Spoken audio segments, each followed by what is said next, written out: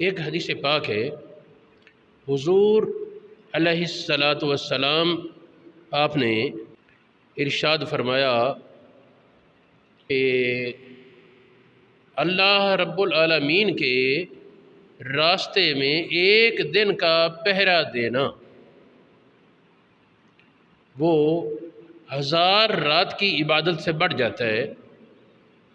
1000 رات عبادت و ریاضت میں گزارے کوئی، اور ایک رات اللہ رب العالمین کے راستے میں پہرا دے اسلام کی سرحد پر، کافروں کی سازشوں کے خلاف اسلام کی حفاظت کے لیے پہرا دے ایک رات کا، فرمایا وہ ایک رات کا ثواب 1000 رات کی عبادت سے بڑھ جاتا ہے۔ جہاد کی فضیلت میں بہت سی احادیث ہے۔ صحابہ کرام میں ہم دیکھتے ہیں کہ بعض حضرات میں صدقات و خیرات کا زیادہ ظہور تھا، بعض حضرات میں نفل عبادات کا،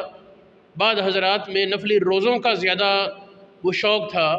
بعض تلاوت پر دن رات لگے رہتے، بعض صدقہ خیرات پر، مختلف خوبیاں، لیکن جو فرائض و واجبات ہیں وہ تو ادا کرنے ہی تھے۔ نفلی عبادات میں یہ جہاد ایک ایسی عبادت تھی جو پورے صحابہ کرام کے اجتماع میں تھی، کیا بچے، کیا بوڑھے، کیا جوان، کسی بھی فیلڈ سے تعلق رکھنے والے، کسی بھی میدان سے کسی بھی طرح ان کی عبادت اور ریاضت کا رنگ ہوتا، جب انہیں بلایا جاتا اللہ کے راستے میں جہاد کے لیے تو دوڑے چلے آتے۔ ایک حدیث پاک ہے کہ جس نے ساری زندگی نہ تو اللہ کے راستے میں جہاد کیا اور نہ ہی اپنے آپ میں یہ جذبہ بیدار کیا کہ مجھے موقع ملے میں کافروں کے خلاف جہاد کروں، فرمایا وہ جب مرتا ہے تو منافقت کی موت پر مرتا ہے، اخلاص نہیں۔ یعنی یہ اللہ رب العالمین کے راستے میں جہاد، اس کے دین کی سربلندی کے لیے کافروں کے خلاف لڑائی، یہ بہت بڑا فضیلت والا عمل ہے۔ ایک حدیث پاک ہے، نبی کریم رؤوف الرحیم آقا علیہ التحیۃ والتسلیم آپ ایک جنگ کے دوران، یہ جو فتح مکہ کے بعد طائف کے علاقے میں ایک جنگ کی صورت پیدا ہوئی، اس وقت حضور علیہ الصلاۃ والسلام نے میدان جنگ میں ایک آدمی کے بارے فرمایا، لوگوں نے کہا جی وہ بڑا بہادری سے لڑ رہا ہے، کافروں کا بڑا نقصان کر رہا ہے، بڑی تیز اس کا درست نشانہ ہے، بڑی جرت اور بہادری کے ساتھ جہاد کرتا ہے۔ آپ نے فرمایا وہ دوزخی ہے۔ سارے حیران، یہ تو میدان جنگ میں اللہ کے راستے میں جہاد کر رہا ہے، نبی پاک فرماتے ہیں دوزخی ہے۔ تھوڑی دیر گزری تو کسی نے اس سے پوچھا کہ تو اسلام کے لیے لڑ رہا ہے؟ اس نے کہا جی میں تو اپنی چراگاہ کے لیے لڑ رہا ہوں کہ ہماری چراگاہ پر اگر دوسرے خاندان نے قبضہ کر لیا تو ہمارے جانور کہاں چریں گے؟ میں اپنی چراگاہ کے لیے لڑ رہا ہوں، اسلام کے لیے نہیں۔ پر لڑائی کے دوران اس نے بڑے بہادری کے لیے کام دکھائے۔ اسی دوران اچانک کسی نے آ کر کہا کہ وہ شہید ہو گیا ہے۔ نبی پاک نے فرمایا کہ جو میں نے کہا تھا نا کہ وہ دوزخی ہے، وہی بات ہے۔ اب بڑا تعجب ہوا صحابہ کرام کو۔ ایک صحابی اس نے کہا کہ میں اس کا تعاقب کرتا ہوں، نبی پاک نے جو کہا ہے وہ سچ ہے اور اس کا دوزخی ہونا ظاہر ہو جائے گا، میں اس کے پیچھے جاؤں۔ وہ اس کے تعاقب میں رہا۔ تھوڑی دیر بعد دیکھا کہ وہ میدان سے ہٹ کر ایک طرف لیٹا ہے۔ پھر اس نے تلوار زمین پر کسی طریقے سے قابو کر کے اس کے اوپر اپنا سینہ رکھ کر دبا دیا اپنا وزن، اور حرام موت مر گیا خودکشی کر کے۔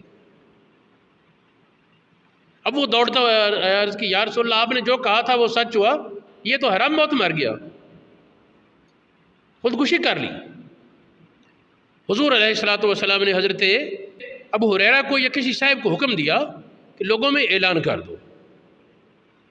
کہ جنت میں ایماندار ہی جائے گا، ایماندار جو نہیں وہ جنت میں نہیں جائے گا۔ پھر فرمایا، کسی نے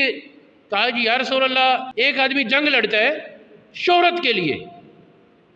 ایک آدمی جنگ لڑتا ہے دیکھا جائے وہ کتنا بہادر ہے اور دور دور سے لوگ اس کی بہادری کی داستانیں سنائیں، ایک آدمی لڑتا ہے اپنی برادری کے لیے، اپنے علاقے کے لیے، اللہ کے راستے میں کون سا ہے؟ فرمایا اللہ کے راستے میں وہ ہے جو اس لیے لڑے تاکہ اللہ کا دین سر بلند ہو، اللہ کا کلمہ وہ غالب آئے، جو اس کے علاوہ ہے وہ اللہ کے راستے میں نہیں۔ پھر فرمایا بسا اوقات اللہ رب العالمین دین کا کام ایسے لوگوں سے لے لیتا ہے جن کا اپنا حصہ دین میں کوئی نہیں۔ کئی لوگ وہ استعمال ہو کر دین کا کام کر جاتے ہیں اللہ پاک کی تقدیر میں، لیکن چونکہ ان کی نیت اخلاص نہیں، اللہ کریم کی رضا نہیں، اس لیے وہ ثواب سے محروم رہتے ہیں۔ یاد رہے کہ جذبہ جہاد یہ اسلام کی گٹی میں ہے، لیکن اس کا مقصد یہ نہیں کہ صرف مار کٹائی اور قتل و غارت، اس کا مقصد ہے اللہ پاک کے باغیوں کے لیے ان کی اصلاح کی کوشش کرنا، کہ جو سیدھی طرح درست نہیں ہوتے ان کے خلاف پھر ہتھیار اٹھایا جائے۔ ذرا سوچا جائے، ایک آدمی زبان سے کہتا ہے میں گواہی دیتا ہوں اللہ کے سوا کوئی معبود نہیں اور محمد اللہ کے رسول ہیں، دوسرا آدمی لکھ دیتا ہے قلم سے میں گواہی دیتا ہوں اللہ کے سوا کوئی معبود نہیں، محمد اللہ کے رسول ہیں، تیسرا آدمی اپنا مال قربان کر دیتا ہے میں مال نچھاور کر رہا ہوں مجھے یقین ہے اللہ کے سوا کوئی معبود نہیں، محمد اللہ کے رسول ہیں، وہ مال کے ساتھ گواہی دے رہا ہے، چوتھا آدمی وہ اولاد قربان کر کے گواہی دے رہا ہے، اور یہ اپنی جان اللہ کے راستے میں قربان کر کے گواہی دے رہا ہے۔ تو ظاہر بات ہے کہ جس قدر مضبوط گواہی ہوگی، جس قدر اعلیٰ درجے کی شہادت ہوگی، اللہ پاک کی توحید کی گواہی دے گا، نبی پاک کی رسالت کی گواہی جس قدر مضبوط دے گا اسی قدر درجہ بلند پائے گا۔ باقی اس میں ایک اور بات بھی یاد رہے، اس مسئلے میں بہت سی احادیث ہیں۔ ایک حدیث پاک ہے، نبی کریم علیہ الصلاۃ والسلام نے فرمایا کیا تمہیں خبر نہ دوں ایک ایسے عمل کی جو دن رات مسلسل عبادت و ریاض، ساری رات قیام، ہر دن روزہ، ساری زندگی عبادت و ریاضت میں اور عمل صالح میں گزرے، اس سے بھی بڑھ کر ہے۔ لوگوں نے عرض کی یا رسول اللہ ضرور خبر دیں۔ فرمایا جو اللہ کے راستے میں جہاد کرے اللہ پاک کے دین کی سربلندی کے لیے۔ ایک موقع پر ایک آدمی حاضر ہوا، عرض کیا یا رسول اللہ اگر میں اللہ کے راستے میں جہاد کرتے ہوئے قتل ہو جاؤں تو کیا میرے گناہ بخشے جائیں گے؟ فرمایا ہاں۔ دوبارہ پوچھ، کیا پوچھا ہے؟ اس نے پھر پوچھا یا رسول اللہ اگر میں اللہ کے راستے میں جہاد کرتے ہوئے قتل ہو جاؤں کیا میرے سارے گناہ بخشے جائیں گے؟ فرمایا کہ ہاں، اگر تو اللہ کے راستے میں جہاد کرتے ہوئے، ثابت قدمی سے لڑتے ہوئے، صبر کرتے ہوئے، ثواب سمجھتے ہوئے شہید ہو جائے اور تیرے ذمہ قرض نہ ہو تو تیرے سارے گناہ بخشے جائیں گے، یعنی قرض کی بخشش نہیں۔ اگر ذمہ قرض ہے تو قرض پہلے ادا کرے۔ حضور علیہ الصلاۃ والسلام کی احادیث بہت سی شہادت کی اور جہاد کی فضیلت پر موجود ہیں۔ یاد رہے کہ جہاد میں ایک ہوتے حکمی شہید، جو ایکسیڈنٹ میں فوت ہو گیا وہ بھی حکماً شہید ہو جائے گا، جو جل کر فوت ہو وہ شہید، جو بجلی لگنے سے وہ بھی اسی جلنے کے حکم میں آ کر شہید کے درجے میں آ جائے گا، عورت وضع حمل میں فوت ہوئی وہ شہید ہے، بہت سے اس طرح اور چیزیں ہیں۔ اچھا، لیکن یہ حکمی شہید ہے۔ اصل شہید وہ ہے جو اللہ کے دین کی سربلندی کے لیے کفار کے خلاف لڑتے ہوئے شہید ہو۔ اس میں ایک اور پہلو ہے، اللہ کے دین کی سربلندی کے لیے ایک کام ہے اسلحہ اٹھا کر لڑنا، عام لوگوں کے لیے یہ ہے، ایک اور پہلو ہے علماء کے لیے کہ غیر مسلم لوگ اسلام کے خلاف جب شکوک و شبہات پیش کریں، اپنی عوام کو پریشان کریں، اسلام کے بارے وسوسے ڈالیں، ان کے وساوس کا جواب دینا، ان کے وسوسوں کا رد کرنا اور ان کی شبہات کا علمی جواب دینا جو ان کو سمجھ آ سکے، یہ جہاد کی ایک اعلیٰ صورت ہے اور یہ علماء کی ذمہ داری ہوتی ہے، یہ علماء کی، محققین کی ذمہ داری ہوتی ہے غیر مسلموں کا سوال سمجھیں بھی اور اس کا جواب بھی دیں۔ اسی طرح اللہ کے راستے میں پہرا دیتے ہوئے ساری رات جاگنا، اس کے بارے میں نے پہلے بتایا 1000 رات کی عبادت سے بڑھ کر ہے۔ امام محمد علیہ الرحمہ، امام ابو حنیفہ کے ایک شاگرد تھے، آپ فرمایا کرتے تھے کہ یہ جو امت مسلمہ کی فلاح کے لیے، امت مسلمہ کی رہنمائی کے لیے علماء راتوں میں غور و خوض کرتے ہیں، مسائل کی تحقیق کے لیے، یہ بھی پہ رہی ہے،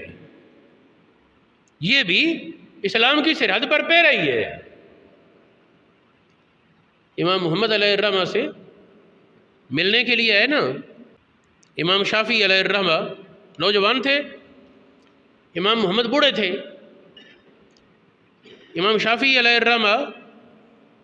آپ نے